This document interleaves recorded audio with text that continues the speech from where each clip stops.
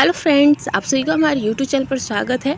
आज से हम स्टार्ट करने वाले हैं आपका वन लाइनर सीरीज़, जो कि आपके बीपीएससी, बीएसएससी जितने भी एग्ज़ाम आपके होते हैं, इनके जो प्रीवियस ईयरली एग्ज़ाम हैं, जो पिछले आपके 32 सालों से जो भी लगभग पूछे गए हैं क्वेश्चंस, लगभग आपके जो क्वेश्चंस होंगे वो 15,000 से ऊपर प्रश्नों का ये संकलन है।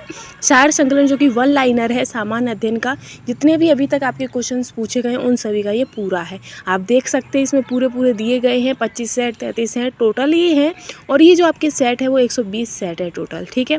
और ये आपका विनय कुमार के द्वारा है, और साथ ही ये जितने भी आपके बिहार के जितने भी एग्जाम हैं उन सभी के लिए बहुत ही ज़्यादा इम्पोर्टेंट है, ठीक है फ्रेंड्स। तो चलिए हम स्टार्ट करेंगे ज़्यादा आज की सीरीज़ को हम आगे बढ़ाते हैं, जिसमें हमारा पहला क्वेश्चन रहेगा कि उस मॉडल का नाम क्या है जिस पर भारत की दूसरी पंचवर्षीय योजना आधारित है। तो भारत की दूसरी पंचवर्षीय योजना किस मॉडल पर आधारित है? तो वो आपकी महालनोबिस मॉडल पर। किस पर है? महालनोबिस मॉडल पर आपकी दूसरी पंचवर्षीय योजना आधारित है, ठीक है। आगे है कि समान वायुदाब वाले स्थलों को जोड़ने वाली रेखाओं को क्या कहा जाता है? तो जो आपकी समान वायुदाब वाले स्थलों को जो आपकी जोड़ती है उसे समदाब कहा जाता है, ठीक है। नेक्स्ट है कि बंगाल में पागलपंथी आंदोलन का संस्थापक नेता कौन थे?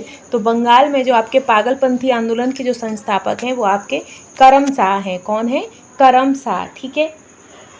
आगे रहेगा नेक्स्ट क्वेश्चन कि भारत के अंतर्राष्ट्रीय स्थलीय सीमा को कितने देश स्पर्श कर रहे हैं? तो आपके 7 देश स्पर्श कर रहे हैं अंतर्राष्ट्रीय स्थलीय सीमा को, ठीक है। नेक्स्ट है कि चीन का राष्ट्रीय भाषा क्या है? तो चीन की जो राष्ट्रीय भाषा है वो आपकी मंदारिन है। क्या है? मंदारिन, ठीक। नेक्स्ट क्वेश्चन है कि उत्तरी गोलार्ध में प्रति चक्रवात में पवन संचरण की दिशा क्या होती है? तो उत्तरी चक्रवात में जो आपकी पवन संचरण की जो दिशा होती है वो घड़ी की सुई की अनुदिश होती है। कैसी होती है? घड़ी की सुई की अनुदिश होती है, ठीक है। आगे रहेगा आपका नेक्स्ट कि बिहार का कौन सा जिला फलों का सबसे बड़ा उत्पादक है? तो जो आपका मुजफ्फरपुर है वो सबसे बड़ा फलों का उत्पादक है, ठीक है। नेक्स्ट है कि बुर्स डिस्पैच किससे संबंधित है? तो जो बुर्स डिस्पैच यानी कि बुर्स का जो घोषणा पत्र था वो आपका शिक्षा सुधार से संबंधित था। नेक्स्ट है कि प्रथम संविधान संशोधन अधिनियम 1951 में क्या किया गया था? तो इसमें आपकी लोकसभा में प्रतिनिधित्व के अनुपालन को पुनः निर्धारित किया गया था, ठीक है। आगे हम बढ़ेंगे कि राज्यपाल एवं मंत्रिपरिषद के बीच संवाद के प्रमुख तंत्र के रूप में मुख्यमंत्री के कर्तव्यों का उल्लेख किस अनुच्छेद में है? तो मुख्यमंत्री के जो कर्तव्यों का जो उल्लेख है वो आपका अनुच्छेद 168 में है, ठीक है। नेक्स्ट है कि भारत के संविधान में 10वीं अनुसूची को कब जोड़ा गया था? तो हमारे संविधान में जो 10वीं अनुसूची है वो आपके 52वें संविधान संशोधन के तहत 1985 में जोड़ा गया था, ठीक है। आगे रहेगा कि कौन सा क्षेत्र देश के परिवहन के सकल मूल्य वर्धन में सर्वाधिक योगदान करता है? तो जो रेलवे क्षेत्र है, कौन सा? रेलवे आपका परिवहन के सकल मूल्य वर्धन में सर्वाधिक योगदान करता है, ठीक है। आगे है कि पंचायतों की शक्तियों, प्राधिकार तथा उत्तरदायित्व का प्रावधान किस अनुच्छेद में किया गया है? तो वो आपका अनुच्छेद 243(6) में किया गया है, ठीक है। नेक्स्ट है कि म्यांमार का पुराना नाम क्या है? तो म्यांमार का पुराना नाम आपका बर्मा है, ठीक है। आगे है कि अपसारी सीमा का सबसे अच्छा उदाहरण क्या है? तो जो अपसारी सीमा का सबसे अच्छा उदाहरण आपका मध्य अटलांटिक कटक है, मध्य अटलांटिक कटक, ठीक। आगे है कि भारत का सबसे बड़ा रबर बांध कौन सी नदी पर बना है? तो जो रबर बांध है आपका वो आपका फल्गु नदी पर है, ठीक है।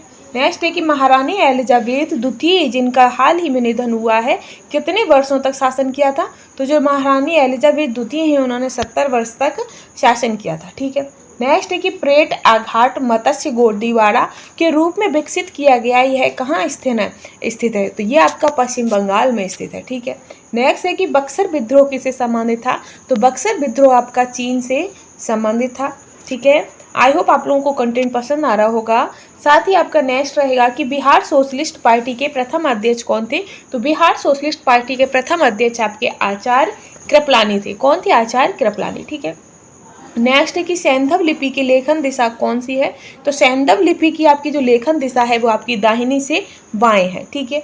नेक्स्ट है कि सिंधी भाषा को 8वीं अनुसूची में कब जोड़ा गया था? तो सिंधी भाषा को 8वीं अनुसूची में आपका 1967 में जोड़ा गया था। आगे है कि संगम साहित्य में व्यापारी वर्ग को किस रूप में जाना जाता है? तो संगम साहित्य में व्यापारी वर्ग को वैनिगर, किसके? वैनिगर के रूप में जाना जाता है। ठीक है, आगे हम बढ़ेंगे कि पश्चिमी पाकिस्तान के साथ स्वतंत्रता की लड़ाई लड़ने वाली पूर्वी पाकिस्तान की सशस्त्र सेना का नाम क्या था? तो मुक्त वाहिनी नाम था। क्या था? मुक्त वाहिनी। नेक्स्ट है कि नेपाल के प्रथम निर्वाचित प्रधानमंत्री कौन है? तो प्रथम निर्वाचित प्रधानमंत्री आपके विश्वेश्वर प्रसाद कोइराला है, विश्वेश्वर प्रसाद कोइराला। ठीक है, आगे है कि अपचय में उपचार के लिए किस प्रकार की दवाओं का प्रयोग किया जाता है? तो अम्लत्व नाशक दवाओं का प्रयोग किया जाता है अपचय। ठीक, आगे है आपका कि स्तनधारियों में लिंक क्रोमेटिन या वार बॉडी होते हैं, इसका उदाहरण क्या है? तो इसका वैकल्पिक हेटेरोक्रोमेनेट उदाहरण होता है। ठीक है, अब आगे हम बढ़ेंगे इसी सीरीज में। तो आगे क्वेश्चन है आपका इसी में कि पुस्तक अनफिनिश्ड ए मेमोयर की लेखिका कौन है? तो इसकी लेखिका आपकी प्रियंका चोपड़ा जोन्स है। कौन है? प्रियंका चोपड़ा जोन्स। आगे है कि कजाकिस्तान की राजधानी कहाँ है? तो कजाकिस्तान की राजधानी आपकी अगर अस्ताना में है। फिर है कि भारत में मिड डे मील योजना कब स्टार्ट हुई थी? तो ये आपकी 15 अगस्त 1985 को स्टार्ट हुई थी। ठीक है, नेक्स्ट है कि किस कहवा की किस्म का उत्पादन भारत में सबसे अधिक है? तो जो आपका अरेबिका है, कैसा? अरेबिका जो कहवा है उसकी सबसे ज़्यादा उत्पादन भारत में होता है। आगे है कि भारत में स्थापित पहला राष्ट्रीय उद्यान कौन सा है? तो सबसे पहला आपका राष्ट्रीय उद्यान जिम कॉर्बेट है।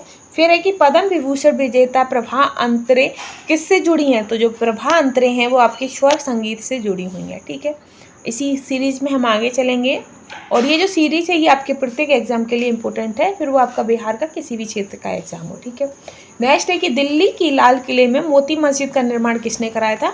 तो मोती मस्जिद का जो निर्माण है वो आपका औरंगजेब ने कराया था। ठीक है, आगे है कि यूनेस्को द्वारा घोषित अंतर्राष्ट्रीय मातृभाषा दिवस किस तारीख को मनाया जाता है? तो जो मातृभाषा दिवस है आपका अंतर्राष्ट्रीय वो आपका 21 फरवरी को मनाया जाता है। नेक्स्ट है कि कौन राष्ट्रीय स्वास्थ्य प्रोफाइल NHP को समय समय पर प्रकाशित करता है? तो वो आपके केंद्रीय स्वास्थ्य खुफिया ब्यूरो है, वो आपका समय समय पर NHP की जो समय समय पर जो प्रोफाइल है वो प्रकाशित करते रहते हैं। आगे है आपका कि किस योजना का उद्देश्य राष्ट्र के पर्यटन विकास के लिए आध्यात्मिक केंद्र सृजित करता है? तो प्रसाद। ठीक, नेक्स्ट है कि सहायक एनजी किससे संबंधित है? तो ये आपका रक्षा प्रौद्योगिकी से संबंधित है। दोहा कहाँ की राजधानी है? तो दोहा आपकी कतर की राजधानी है। इसी में आगे बढ़ेंगे कि 1932 में अखिल भारतीय हरिजन संघ की स्थापना किसने की थी? तो इसकी स्थापना आपकी महात्मा गांधी ने की है। आगे है कि भारत सरकार के किस कार्यक्रम का उद्देश्य चिन्हित क्षेत्रों में समग्र दृष्टिकोण को अपनाते हुए प्रौद्योगिकियों को विकसित करना और एकीकृत करना है? तो प्रौद्योगिकी विकास क्रम के अंतर्गत आता है ये।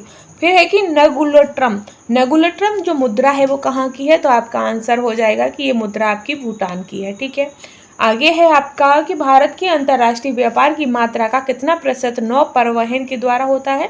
तो नौ परिवहन के द्वारा आपका 95% होता है। फिर है कि भारत का सबसे ऊंचा रेलवे पुल किस नदी पर बना है? तो सबसे ऊंचा पुल आपका चिनाब नदी पर बना है। इसी के साथ हम आगे की सीरीज पर चलेंगे। आगे है आपका कि कोरियोलिस बल तथा दाब प्रवणता बलों में संतुलन से उत्पन्न समदाब रेखाओं के समांतर पवनें क्या कहलाती हैं? तो समांतर पवनें आपकी भूविक्षेपी कहलाती हैं, भूविक्षेपी। ठीक है, अब इसी श्रृंखला में आपका आगे है कि किस तत्व तक अष्टक का नियम लागू पाया गया है?